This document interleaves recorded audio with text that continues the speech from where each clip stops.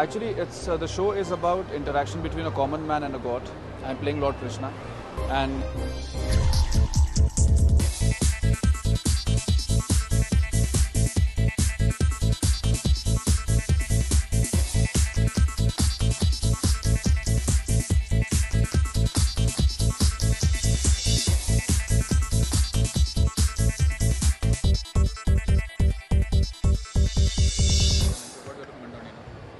actually it's kind of good because I believe religion is an integral part of our culture, and we have so many Saas Bahu shows coming, so many domestic shows coming relating to social issues.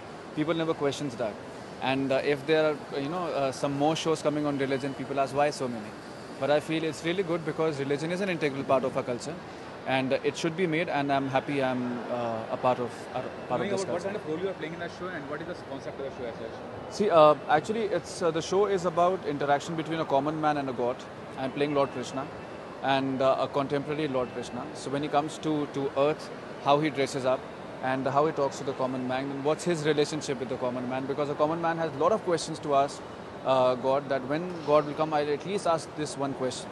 So this guy Kanhaiya Lal is a representation of common man. He asks so many questions, and Lord Krishna answers it one by one in a very different way.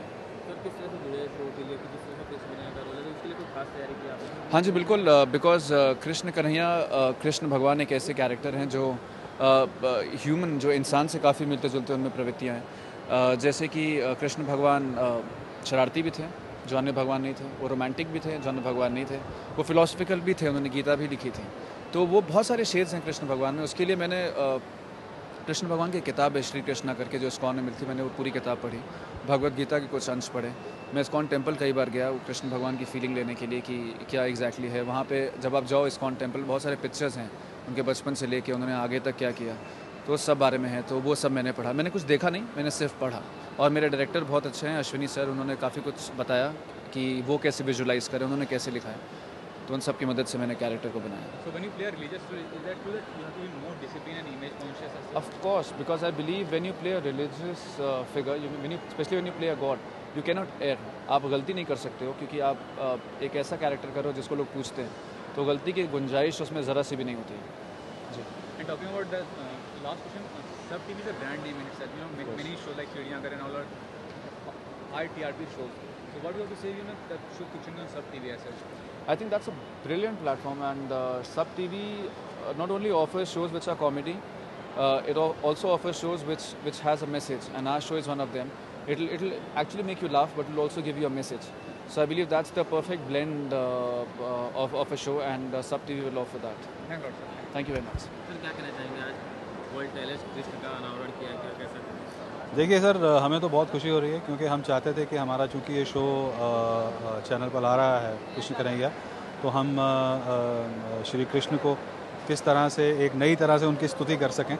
तो चूँकि सफ़ेद मक्खन उनको बहुत पसंद था बचपन में, जो उनकी लीलाओं में हमने हमेशा देखा है, तो हमें लगा कि इससे अच्छा क्या तरीका होगा कि हम एक सफ़ेद मक्खन का एक स्टैचू बनाएं, जो कि एक नया तरीका हो, एक ट्रिब्यूट हो उनको देने के लिए, और उसी वजह से हमने ये तैयार किया। और ये मेरे जो मुझे नॉलेज है इस समय, उसके हिसाब से विश्व में पहली बार ऐसा हुआ है कि सफ़ेद मक्खन से कृष्ण का एक स्टैचू बना।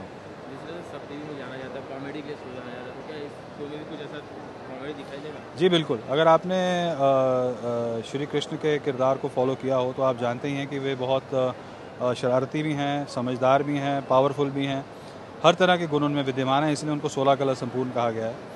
तो इस शो में हम लोग देखेंगे किस प्रकार वो कन्हैया लाल, जो इस शो का प्रोटैगनिस्ट है, उसके द्वारा अपने नटखट अंदाज में कुछ चुगलबाजी करके, कुछ शरारतें करके, और कभी गंभीर होकर के आज के जो रोज़मर्रा के हमारे मुद्दे हैं जीवन के, उनको किस तरह से हम सशक्त तरीके से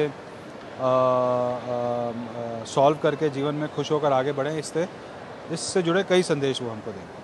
जिस तरह से शो में एक सब टीवी एक शो आता है, या वो भी रिलीज से रिलेटेड, तो क्या इसमें कुछ भगवान से रिलेटेड है, तो क्या ऐसा लोगों को ठेस पहुँचाने वाला ऐसा कोई उद्देश्य तो नहीं है ना?